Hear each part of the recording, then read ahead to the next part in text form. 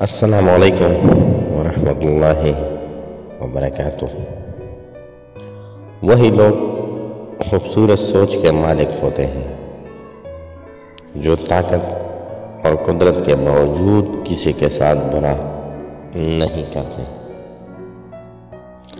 انسانی ہمدردی، بے لوث محبت، بے غرض دوستی یا احسان جتلائے بغیر مدد کرنا، یہاں کوئی ایسی نشانی ضرور چھوڑ جائے جو یہ بتاتی رہے کہ اس راہ سے اب آپ گزرے تھے۔